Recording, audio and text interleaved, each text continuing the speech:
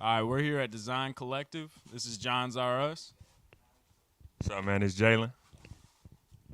and we're here with the AfterHour 513 reporting live. And then congrats on the new album drop. Lita Forever 3 is now out on all platforms. Sir, man, yes, sir. Hey, go listen to that, man. Very conceptual. You know what I mean? Very. I worked hard on it. You know, a lot of top tier production over other people rapping, type thing. But I enjoy making it. I hope y'all enjoy listening to it. All that, man. And of course, this is Lita Forever 3. And yeah. This is the third Lita Forever, and I will say the intro went crazy. The soul samples snapped. The infomercials worked. I mean, we had guys featured of Dave Chappelle in there. We were recognizing Ohio. I mean, and we got the intro, the swagger, talking the shit. Lita 8100 Lita. You know, and if you wanna contact this motherfucker and saying, hey, and in 2024. If you could only know Love Deluxe by Sade, you canceled. You are canceled. But going on, what do you got to tell the people about these samples and the collaborations and everything from steppers to, like we talked about the intro, 1-800, I mean the J. Cole, I mean the whole nines. I mean just the beat tape in general. Man, I think the biggest thing for me and showing my work off to people it's just so well thought out. Like I don't mail it in by any means. I definitely think that there's some albums or some projects or beat tapes, remix tapes that I might have did better at, I guess you could say, or I was a certain amount of locked in, but I always give my best at the moment. You know what I'm saying? I feel like right now, that was the best time for me. Um, it was something that I felt like I was in a better flow than I was off the first two Live Forevers. The beats, the production. I mean, I searched. I've been pulling those aside, like making beats over the course of making other beat tapes. Like hearing that one, I'm like, nah, this might not be the one to really show off. Um, but nah, bro, like it's just well thought out production. It has to be top tier, especially if I'm using other people's, acapellas and whatnot. It's like it gotta be, it gotta be on point, And even going to like the skits and stuff like that, and like the different sound effects and them and stuff I've been pulling aside for a while, and it's just it's all about it's all about knowing timing, when to show something, when not to show something, when to include it on a project, when not to. It's just about knowing the pace of when you creating and like when you should hold something off for maybe like, you know, that project, the one that really has to be the one. But I think all in all, I always give my best on a project for sure. Because if it ain't, because if I'm putting one aside to put on, a Leader Forever 2, 3, 1, you know, then I gotta go put in, extra hard work on the back end. You feel me? So, yeah, though. And especially like the constant progression as well. I mean even the progression from Lita Forever 1 through 3. I mean learning, the honing, watching you hone your craft, and especially in 1 year. Like, just starting in 2024, we'll start in season. Lita Miss, Ice. Uh, another thing, I personally love. We are in Cincinnati, Ohio. When Ohio was mentioned, I go crazy. Uh, but you know, the mention of Ohio, and then Lita Mania as well, going in with the WWE soundtracks. Feeling the West Side Gun, Fourth Rope, that energy, Yeah, no doubt. and then For sure. what's crazy, guys, is I can't even stop here. I have to continue with what this man has dropped just in 2024, because after the Lita Miss, of course, we got Jalenn versus Walking Stock, man, or Lita versus Walking Stock 2024 on the Wii with all the intros from the John Cena, the announcers, the little Wii effect. Sure, bro. I gotta let you break this down for the people. Nah, it's going back to what I was saying though. Feel me? I'm a hard worker. Like I don't mail nothing in. I don't, you know, I pace myself, but at the same time, I'm pacing myself to win. So like when I'm dropping all these projects, it's not I'm gonna make the first 4 beats or 5 or whatever amount of beats and just drop them. Like I make the first 10 great beats and drop them. You feel what I'm saying? So I'm not fake like I'm not mailing nothing in. I'm not um. It's just it's a lot of thought that's put into all these. Like and even though it might not be surface level comprehension on a lot of the thought, I put a lot of work in, and a lot of key elements and stuff like that.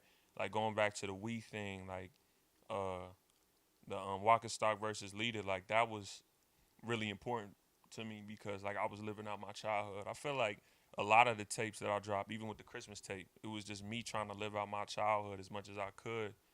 Going back and being in touch with that because I feel like a lot of people my age, like they post on TikTok and Instagram and they talk about how Christmas was like when we went to school and whatnot, and like those feelings of like nostalgia, and it was always important for me to be in touch with that. Feel me? And like that same thing with the WWE samples, same thing with like these soul samples that I've listened to my whole life.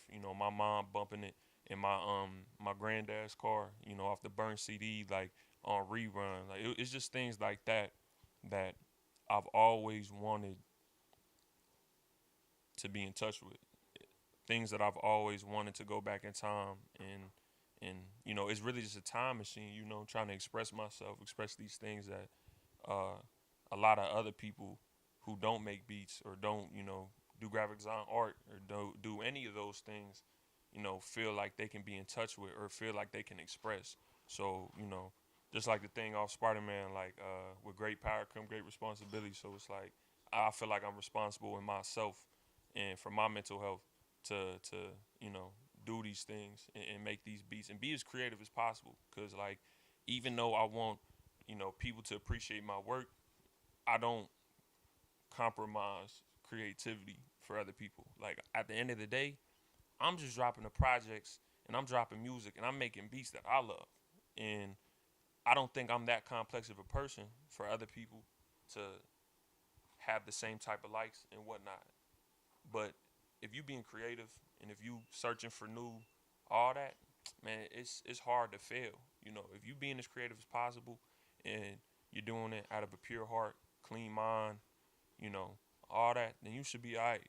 You know what I'm saying? So it's like it's just one of those things that I feel like a lot of people don't a lot of artists they don't It's hard to grasp. yeah, it's hard to grasp. Or they feel like they have to succumb to an image that's presented by social media and by outside influences and all that. So like for me, I know I make music that's not so I don't want to say accepted mainstream, but it's not something that I know a lot of my peers listen to, or I know it's something that's not I know a lot of my peers maybe could appreciate, but it's not something that they run back at least as much as I do. And that's just my peers because I come from like certain areas and whatnot. But like I just feel like for me, it's always important to do the best I can do and do what I want to do. Because if I'm doing the same things, or if I'm trying to replicate the same things a lot of my peers are doing and all that, then I'm just falling in line. And I don't feel like I've ever been that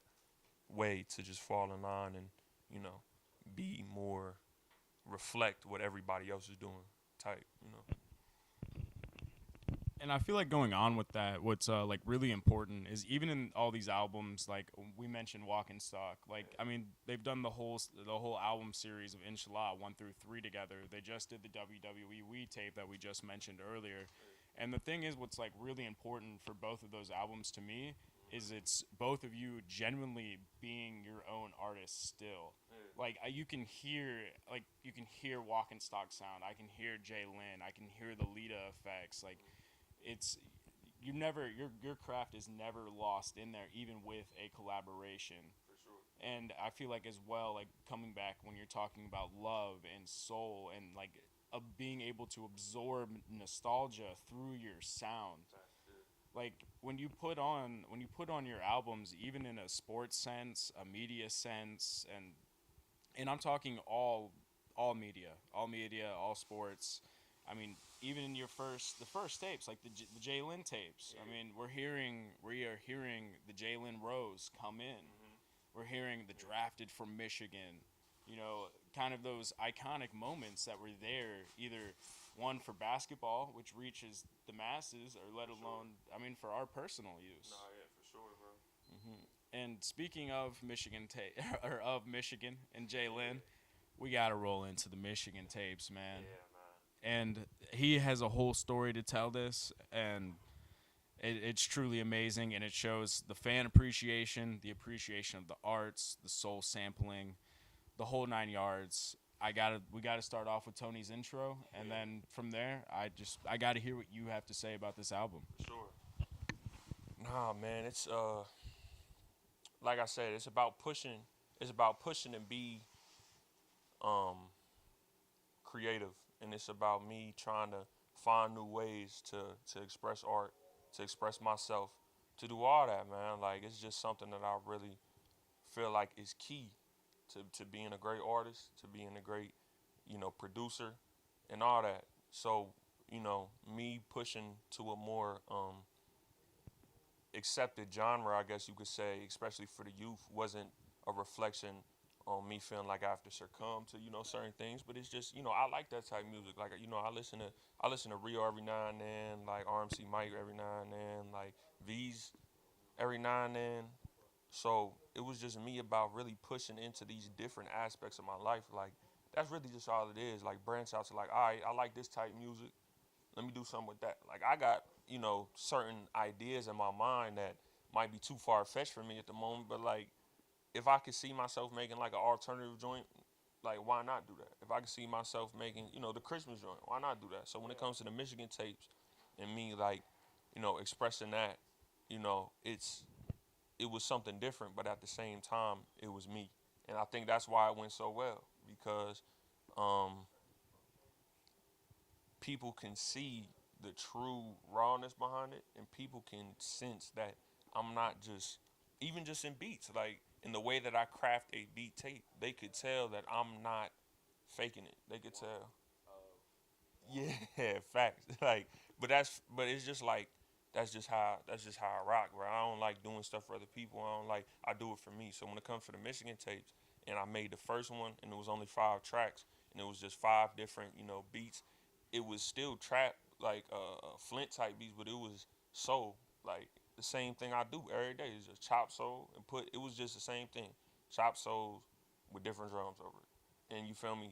Going to the when I had to take it down because of some things. Yeah, it was crazy. I had to take it down because it was getting streamed artificially or something like that, or I guess somebody thought they was doing me a favor or whatnot. But I don't rock with that. Like I don't do the whole artificial stream thing because it's like why even yeah, what's the point? Like why even keep making music if you just gonna have people artificially streaming? Like you feel what I'm saying? Especially because like I see certain people like in certain peers doing the same thing because I could tell and they think I can't tell, but I can tell because I'm an artist and whatnot. But it's like it's important to me to stay true and organic. So when I saw that and I was emailing Spotify or giving the message, they just kept sending me the same message, so it wasn't getting done. So I had to pull it. Now after I pulled it, um, I was working on other beat tapes at the time, and then I got a DM. I was getting DMs from a lot of people, and that's something that's so important. It's like even though you think that's because like me, even though I liked it, I didn't know if it would get the same type of connection because it wasn't in my demographic. You feel me? So I was like, I just was kind of like letting it rock, or just like I was gonna, well, I'll put it back up whenever I can, type thing. And then I just, It was outside of like the industrial rap, or like the West Side yeah, Gunna, it what was we're saying. outside of all the chop soul, like in the drumless soul and like the boom bap thing. So I didn't know if it would connect to my demographic for real. So when I took it off, I started getting DMs and people was like, "Yo, like where the Michigan Tech?" And I didn't think people would like not care, but I just thought it was just one of those things. Like I eventually put it back up, and then I got a DM for this one dude. Shout out my boy Tony. He was like, it was like it was another one of the same ones. It was like, where's the Michigan tapes at? And I was just I didn't text him back at the time because I didn't know who he was at the time too. So like I was just busy, and I'm like, man, like maybe I have to go ahead and start putting it back out. And then he had like double text me. He was like, "How much you want for it?" And like You at ain't that time talking being money. I don't want to no, talk. listen, and at the time it was like, bro, I'm a broke college student. Like I done ran out of Marauder bucks with you know what that is. But it's like money to buy stuff from the store in college, like all that. So at the time it's just like, bro, like I gotta eat tonight. You feel what I'm saying? So like I texted him back, but I still was perplexed. Like I ain't even know what he was talking about. Like he was like, how much you want for it? I'm like, it's also I thought maybe he was talking like something physical, like a physical copy of it or something like that. So I had texted him back and I was just like, what you mean? He was like, for the album. I'm like, what, just like the songs? Like, and he was like, yeah. And I think that was probably one of the first times I really understood the kind of hold I can have on people, especially when you're doing something out of pure heart and purity, and like you're so like you can like I definitely feel like I'm reaching a certain talent. So I feel like once I'm reaching a certain talent and I'm starting to get good at it and people are starting to connect with it, I didn't understand at the time the vice hold I could have on people and whatnot. So he had said how much, and I just threw a price out. I was just like $20, and he sent me the $20 right away, which was crazy. Yeah, which was crazy. Even just $20. And like me at the time, like my mom told me I'm a salesman because at the end of the day, it's like You gotta I'm sell it to broke. the people. Yeah, fact. So I asked him. I was like, bro, for 100, I'll make a whole another version because I was low key trolling. I was like, for like, but I was still testing the waters. I was like, for another 100, I'll make a whole another version. He didn't even text back. He just sent the 100. And the thing about it is, right? It's like when it comes to that, I'm that's more of a service too. And it's not even like that's not even a flex to me. Like I'm not flexing the fact that somebody just paid $100 for me to drop an album. Like Someone it's a liked yeah, your stuff that much. somebody connected with me that much and they saw that, I was true to myself and they invested in the product. So it's like now that's when I gotta, return the favor. So immediately started on the second version. That was it, bro. Like but again, stuff like that isn't a stuff like that isn't a. I guess you could say it's not like an example, or it's not like a. It's not. It's more a blessing than reassurance.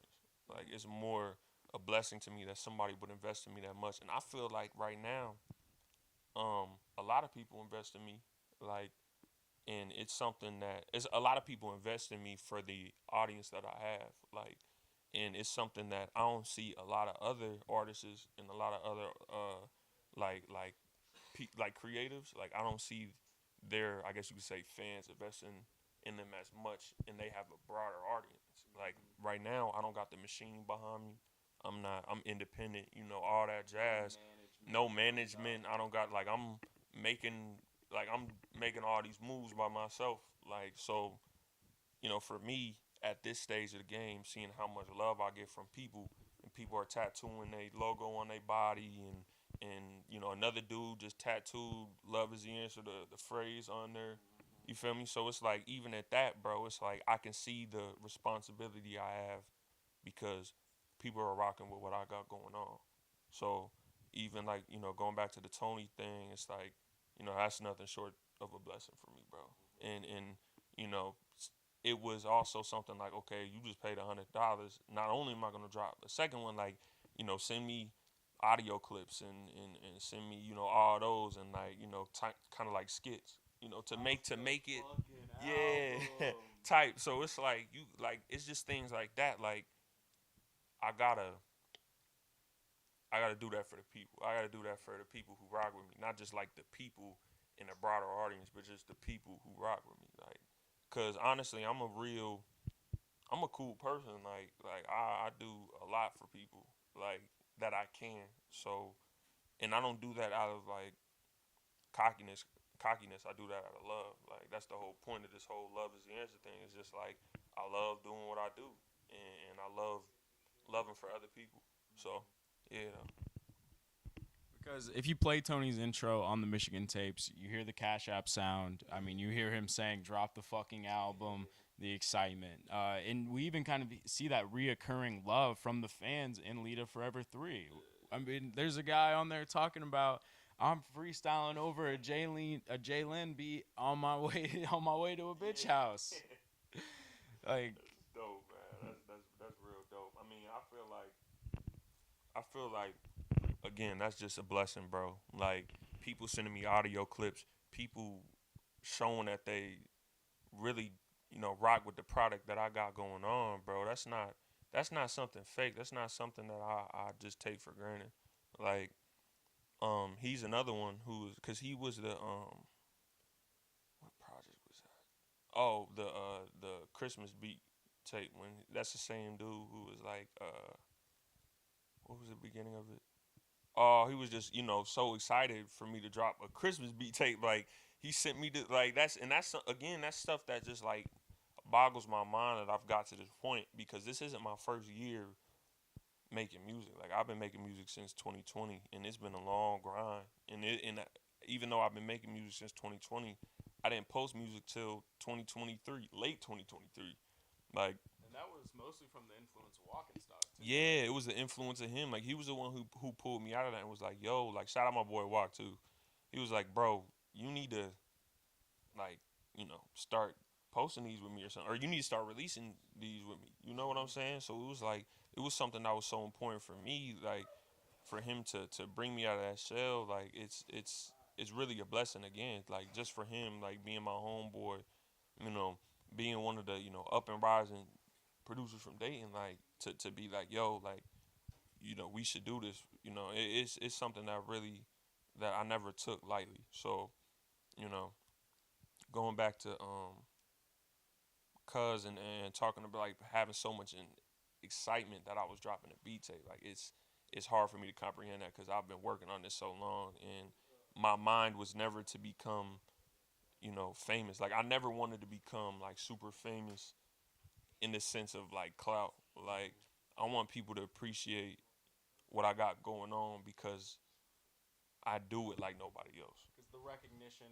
and sort of like the acknowledgement Yeah, of the hard work that is going into these beat tapes that I mean people say it to you. I mean it's literally in the yeah, album. People like these so much that they put these beat tapes up there with Jay Dilla. yeah, And then in the song we hear West Side Gun, a guy that I will say I can't really say that he's mainstream, but like specific to the genre. yeah, yeah, And yeah, I mean, even in the intro, every day I pray to Jay Dilla. yeah. Facts. I mean, they're comparing you with people that have touched millions or Yeah, huge in the game. yeah. And that's a big thing. And that's the thing though. It's just like it's hard for me to even debate that because I gotta feel that way. Like I work so hard.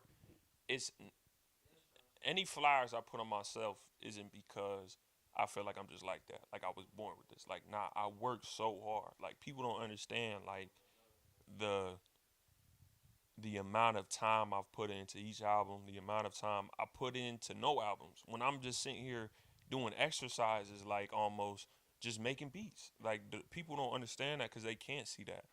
They don't come to my room and see me with the blackout curtains, like and something drinking something to keep me up to work on beats. Like they don't see that. So for people to, but they can see the work that I've put out, and they can put it up against an Alchemist beat or a Dilla beat or a Conductor beat or a Craven beat, and they can sense that.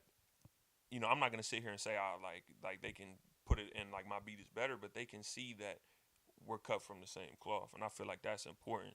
And again, no machine, independent. I haven't had years in the game. Like this is my second, pretty much like a year. I'm a year and a half, into releasing music. So it's like this for me is important, and people telling me that I'm top five and this and that. Again, it's art is subjective, but they they can sense that I got something real going on. They can sense I got an eye for this, I got an ear for this, I got all that. So I mean that for me is just super important. Like and for people to put permanent tattoos on them and text me and like so going back to like I think the Wonders beat tape, the intro. I had I was scrolling on my phone on TikTok, and for the first like couple months when I started, I just was following everybody back, and I'm like that still now too because I was like that before I started playing music or start posting music and whatnot. But even after, like, I'm not a celebrity right now. So when people hit me in my DMs and they give me words of kindness, and I sit there and I'm like, bro, thank you, and they're like, oh my God, you answered, like that to me means the world to me because it's like they think that I'm at that level. Like, and in their eyes, like it's subjective to them. Like, Reach that. yeah, I've reached them into a point to where they're like, bro, like I can't believe you texted back. I can't believe, you know, like, oh my God, I'm actually talking to you. Feel me? But to me, I'm just still, dude from Dayton, in college trying to get a degree and all that. So, for them to really appreciate me like that, I mean, bro, it means the world to me, So me grinding and me doing all that, like it means the world. And when I'm on live, when I'm scrolling on TikTok and I go past dude's live and he's like, I accidentally clicked on it and he was he was like, oh my God, is that leader? Like as I was scrolling away from it, and like me being an artist, I immediately pressed screen record and went back to it, and then that's when he was like, yo, like I can't believe it, like, and that to me is mind boggling because even in my eyes, I don't think I'm like that. That's the thing. Like in my eyes, I don't even think I'm that way. But again, art is subjective. The way we communicate, all that is subjective. So that means the world to me that he sit there and really believed in me that much. Going on with what you were saying, receiving all the love and like the acknowledgement, I have to say, this interview only really happened because I reached out to Jalenn about the Pouches of Tuna remix. It was Action Bronson.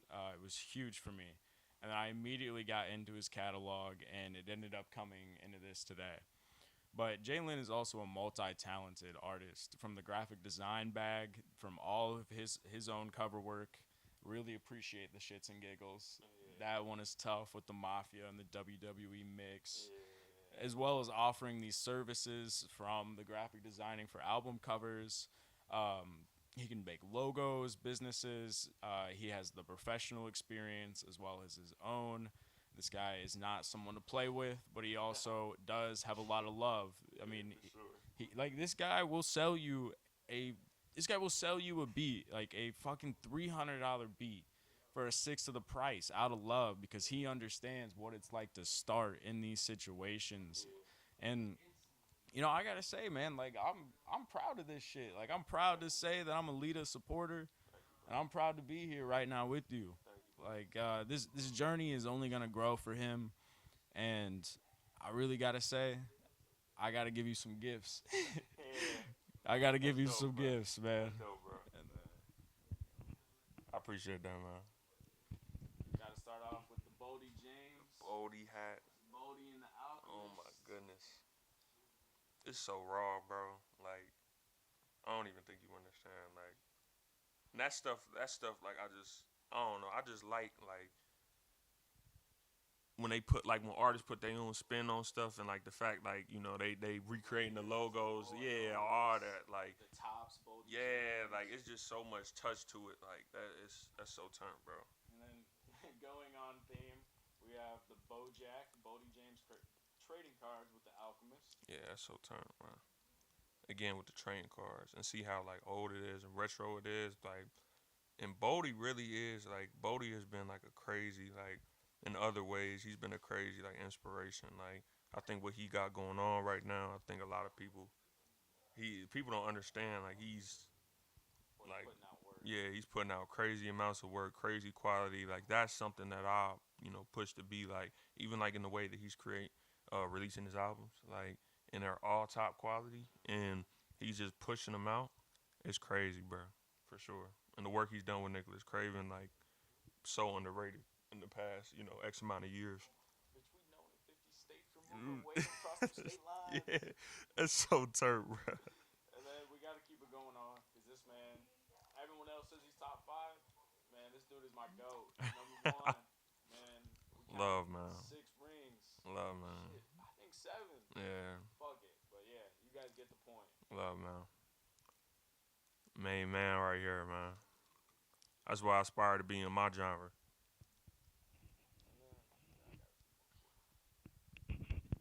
All right. And then I have to say, like, seeing in some of your work, like, I get the cues of, like, people we have talked about: Nicholas Craven, Conductor Williams, Jay Dilla, The Alchemist, Quasimodo. I mean, as well as using, I mean, the vocals of Freddie Gibbs, who has tons of work with both of those guys. I mean, just had steppers from Kiss the Ring, of Rome Streets. I mean, even some of the older J. Cole that has a lot of soul, talking about, rap about being a broke rapper, not what you don't have. And I feel like something as well from like previous conversations we've talked about was, this was scraping the bowl. This was using what you had until you could slowly get better. Like, you talk about making tracks on a VHS tape. And for that, I would like for you to talk about that process, cuz I sure as hell cannot explain it. So again though, I feel like the separation between me and artists or my peers, and we're just talking statistically because I'm never gonna sit here and say I'm like better than somebody, because like again, art is subjective. Somebody of somebody else's nature might not appreciate the things of my nature. So I always understand that in terms of like um making my own work and people making their work. But I think the separation between me and a lot of artists is um graphic design wise, music wise, uh I'm just resourceful. I'll find whatever I can, and that's just for me growing up. Me growing up, I had to be resourceful. Like people don't understand how resourceful I am. People don't understand how resourceful I am now. Like even if we just want to talk about clothes and fashion, like I I make one of one pieces. I go find one of like I'm a like thrifter. Like I thrift everything. Like I think actually right now, like I can't believe I'm about to do this, but I just want people to understand. Like this was $10. This was $10. The hat was like $3. Like I everything. That's MK. That's right. That's what I'm saying. So it's like people don't understand. Like bro, like I'm always trying to be resourceful as I can with anything, with art, with clothes. Like I'm starting to get in fashion, but I don't buy the same things people. You feel me? What I'm saying? Like I don't buy the same things people buy. Like I don't dress the way. Like I'm not like this incredibly different fashion artist, I guess. But like at the same time, but yeah, like I'm gonna like if I like something, like yeah, I'll do that. I'll do that. But I don't go on TikTok to look for the first like thing, the outfit that I find. So in terms of like fashion, even when we talk about finding stuff to eat and whatnot, like I just feel like my whole life, especially growing up, I just had to be resourceful. And same thing with music, bro. Like I couldn't afford the sound that I wanted in the earlier projects. I couldn't go get the SP404, SP404 MK. I couldn't get the SP303, SP1200, like all these different drum machines and beat machines that influence so much of my taste and flavor in music. I couldn't get them, so I just had to improvise. And at that time, I was a big Conductor Williams fan. Not even at that time, I still am, but like Conductor Williams is a crazy inspiration to me and what I got going on. Even from the tag, even from like the style, pulling samples, like the obscure sample thing, like that's the chopping of the samples, even finding the clips. It's a major inspiration for me. So Conductor was really somebody who influenced the first like, 2 3 projects that I had, or more like the from like Leader Forever one to like on honestly. Even now, he's still an inspiration, but it was all about finding that that sound that I couldn't get with the beat machines and all that. So I went I don't know how I arrived at it, but I just found myself one day, making beats off of the VHS tape thing. So, even growing up, again, VHS tapes, huge part of my life. Like, you know, Yeah, the orange ones, the Barney purple, like the Goosebumps green, like the different type of, you feel me? That's just, but again, that's just coming from somebody born in 2002. You know, having old VHS tapes and all that, like that's just, you feel me? So I started getting back into that even around that time, like the aesthetic, the camera look of it, like all that. So um, I start the Leader Forever One. I was like, I'm gonna record because I don't know how to mix. I know a little bit now, but that's really just from me working so hard on it. The progress, yeah. But like then, I didn't know how to mix. Still don't know how to mix, but I know a little something. But I didn't know how to mix.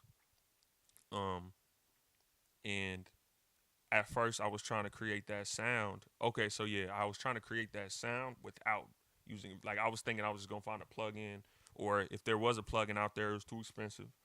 So what I did was I was just like, I gotta go straight to the source, I guess. Like, and I feel that way about a lot of things, like in terms of emulating things. Like, nah, sometimes it's just better go straight to the source. Like, so I put in the VHS tape.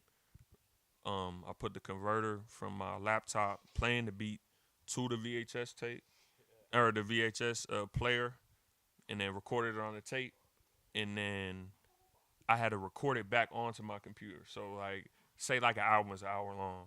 I had to sit there, record, and this is perfect. Like if I don't mess up, record it for all the music for an hour, and then record it for another hour back onto my laptop. So it was so much time taken between just making it, and even in that, like I don't think people understand one of the most important parts of creating is having a creative workflow, like a good creative workflow, and like for me to come out with a diamond like Leader Forever One, like, and how much that propelled me into the music scene off of just like a crazy workflow like that, it was something else. But eventually I got it all recorded and whatnot, and then I had to mix it because like it was so mono, and it was so like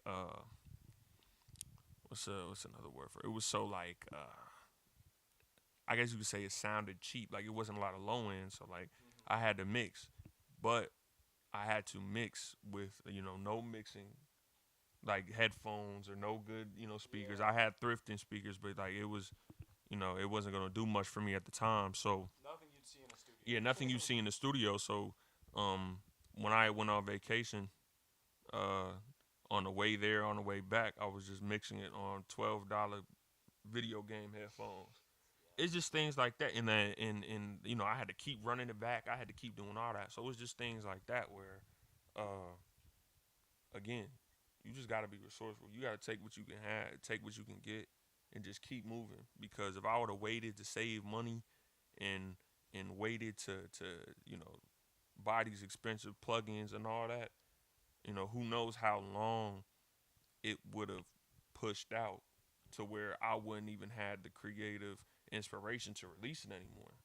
Cause that's a big thing too. It's like having the inspiration to keep pushing, having the inspiration to be creative and all that. So it's like, for me, it was just we gonna take what we have right now and we just gonna move forward, bro. And we can figure out me. Let's just start and we gonna figure it out on the way. But we gonna figure it out, And even looking back on Leader Forever One, I loved it, and other people loved it, and a lot of people might have that as their number one, but uh, it still has a certain sound. So after I figured it out, cop the SP 404 and the SP, MK2 with the money I got from making that, then I released the DLC, with the cleaner sound and all that. And even if you know if you wanted to have the cleaner sound, you can go to the DLC. If you want the old raspy raw type, you can go back to the other one. So it's just things like that.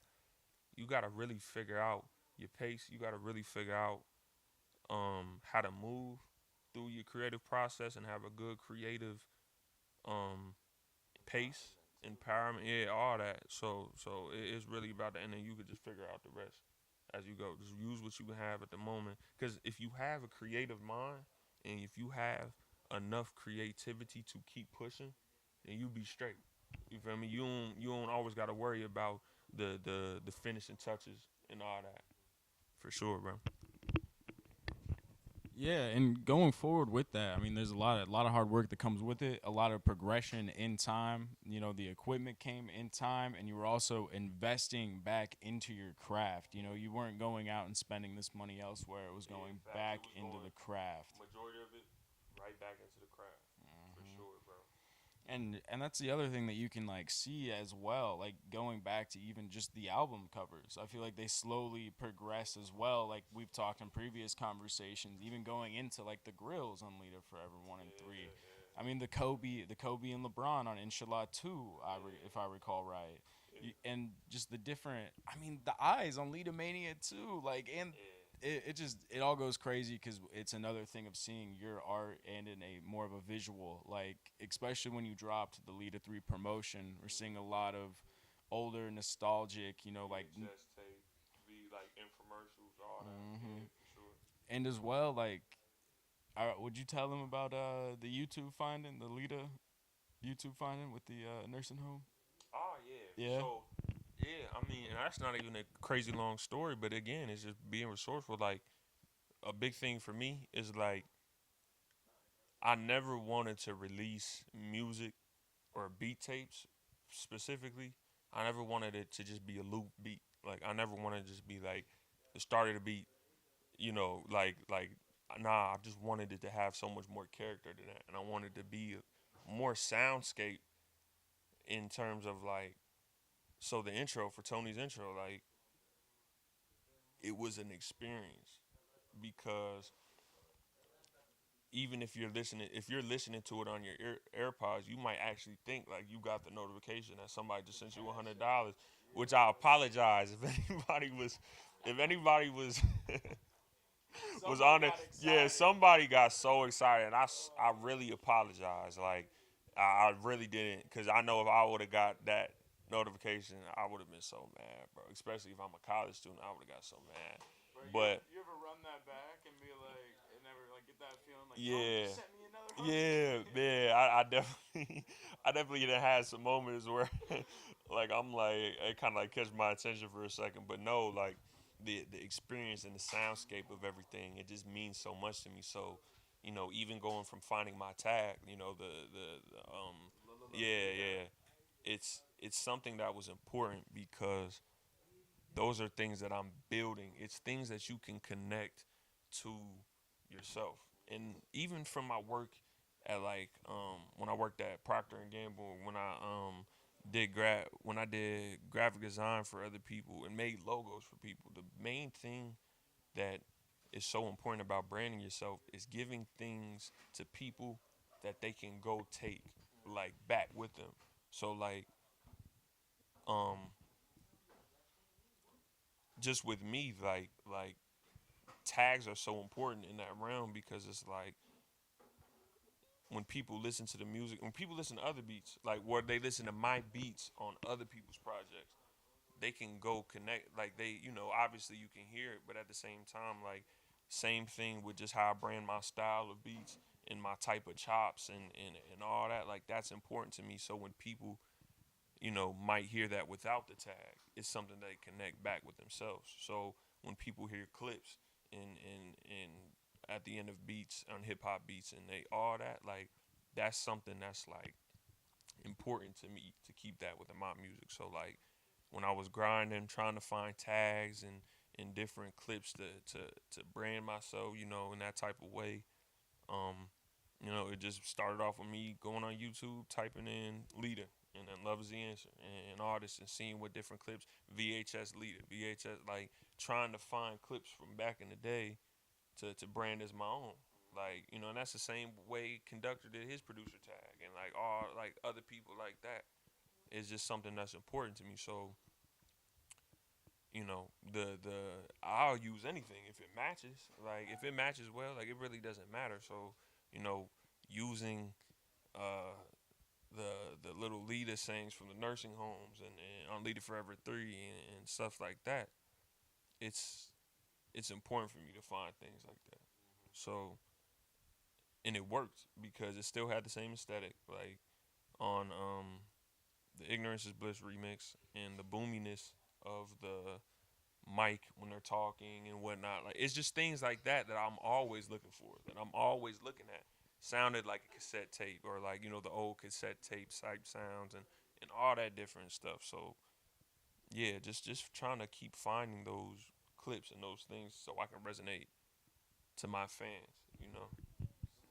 And another thing he does a great job in doing that is like we see like the Keith Haring clips talking about like turning your back whenever you're making the art, the cops wearing your art, and including just a lot of different things like that. Like the Dave Chappelle skit, like I said, was another thing that was huge. I mean, I believe you've also used Cat Williams. I believe it sounds like And all those, and like the comedy beat joint, like those was really important to me as well, bro. Yeah, like I felt like it was important to me to make that because again, that's another thing that I was feeling, and it was also me trying to find new concepts. Like, how can I make a beat tape, but how can it be better? Like, how can it stick out, and how can I cut through the competition as much as I can, um, and if, to make a beats of my own and stuff like that. How can I get, because if I just have a regular beat tape, it's hard to cut through competition like that nowadays. Just loop beats and whatnot.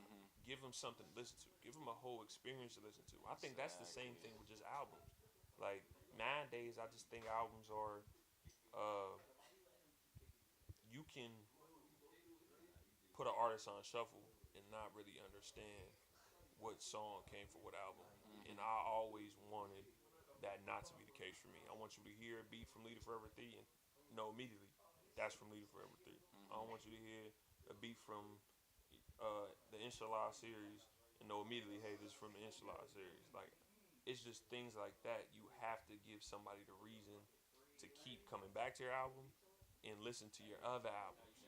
You know what I'm saying? So for me, finding different ways to keep the listener engaged is most important and keep them coming back. So it's something that's not really um I can't compromise that in my music. I can't change up from that um plan, in music. So yeah, for sure. yeah, and especially because I mean it's also like crazy as well because like I put it in a way of almost like you have your own blueprint in a way, like in almost kind of like a Jay Z esque way, like because it's figured out, but it's also constantly evolving, Constantly. and it's just it gets better and better each time, and it's one of those things that like it's really like the appreciation of the arts, like these aren't just samples from YouTube. These are clips that were put out at a random reason and are now in 20 going into 2025 being recycled, reused, like because even something as simple as the nursing home clips ended up fitting into the Lita So brand. much, yeah. And that's something I don't know if I'll ever like just stop using. You feel me? Like it's just that's one of those things. Like I feel like it works so much. If I can find another way to use those in the future, then I just have to, bro. And by the way, this all started from graffiti on the wall, Yeah, Lita facts. to an acronym, and Yeah, now love is always the answer. always. And I gotta thank my man Jalenn for coming on to the interview. For sure, man. Love, for sure, bro. And this is the After Hour 513, and we're out of here. Thank Peace, you. man. Peace.